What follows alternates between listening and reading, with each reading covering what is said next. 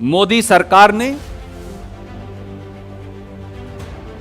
गैर कानूनी और असंवैधानिक तरीके से अपने ही नागरिकों के खिलाफ जासूसी स्पाईवेयर पिगेसस इजराइल से खरीदकर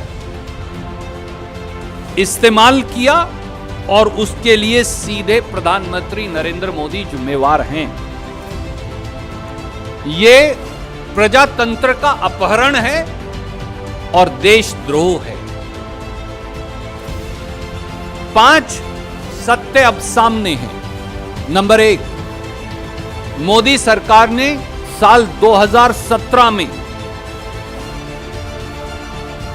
जब प्रधानमंत्री नरेंद्र मोदी इजराइल गए थे तो इजराइल से जो मिलिट्री इक्विपमेंट खरीदा उसके सेंटर पीस में पिगेसस जासूसी सॉफ्टवेयर था और 2 बिलियन अमेरिकी डॉलर से इसकी खरीद की गई।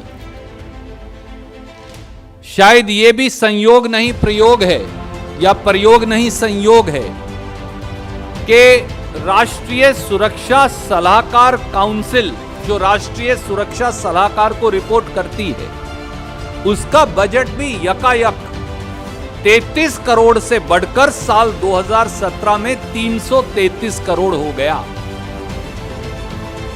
दूसरा सत्य, पिगेसस सॉफ्टवेयर करता क्या है? यह गैर कानूनी तरीके से सेल फोन के मालिक की जानकारी या इजाजत के बगैर आपके सेल फोन को, देश के नागरिकों, यह हैक करता है, व्हाट्सएप को भी और सेल फोन को भी।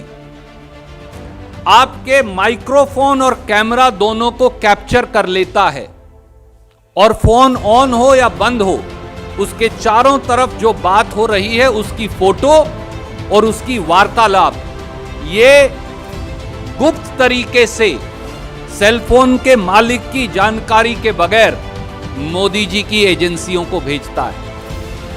आपके सेलफोन में जो जानकारी है, आपके परिवार की फोटो हैं, आपके पासवर्ड हैं, आपके एसएमएस हैं, आपके व्हाट्सएप मैसेज हैं, आपके कैलेंडर है, आपने जो जानकारी भी फोन पर रखी है उसे चोरी करके मोदी सरकार को भेजता है।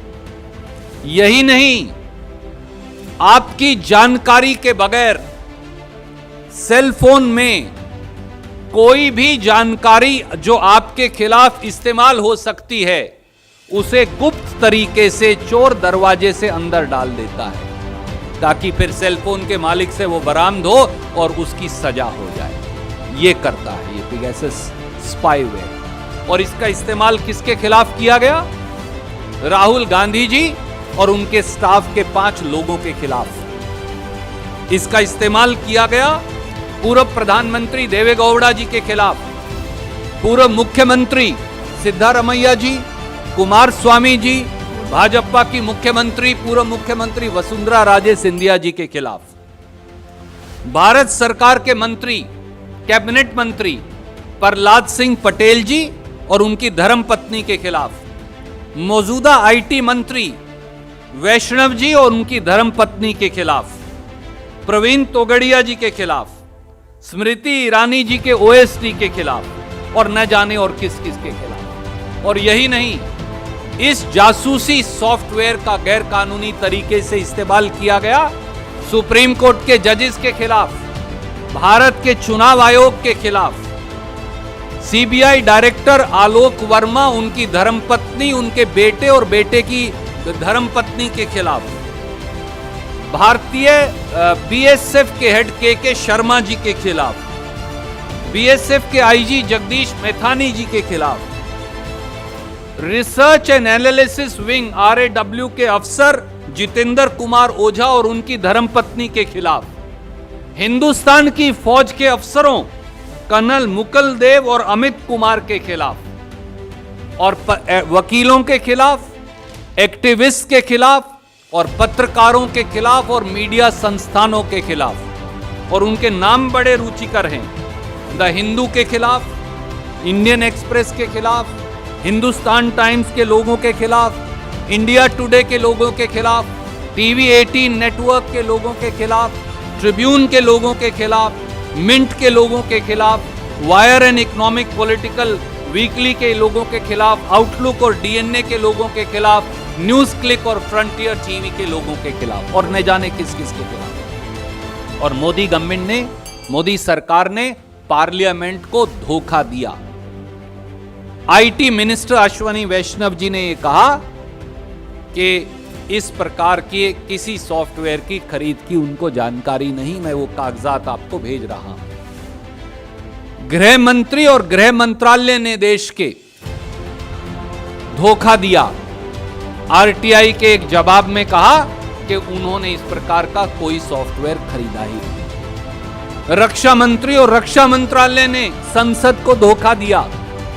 उन्होंने कहा हमने इस प्रकार का कोई सॉफ्टवेयर खरीदा ही नहीं। और यही नहीं, मोदी सरकार ने देश की संसद को धोखा दिया।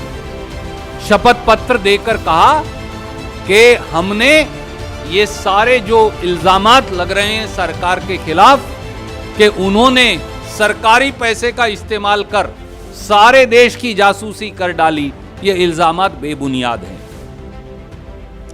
साथियों, अब 6 बातें साफ हैं कि पिगेसस जासूसी यंत्र देश की सरकार के पैसे से गुपचुप और चोरी के तरीके से खरीदा गया, प्रधानमंत्री जी की नॉलेज के साथ। नंबर 1, भारत सरकार ने पिगेसस जासूसी यंत्र खरीदा। नंबर 2, संसद से धोखा किया। नंबर 3, सुप्रीम कोर्ट को धोखे में रखा। नंबर 4, सरकारी पैसे का इस्तेमाल जनता की जासूसी के लिए किया।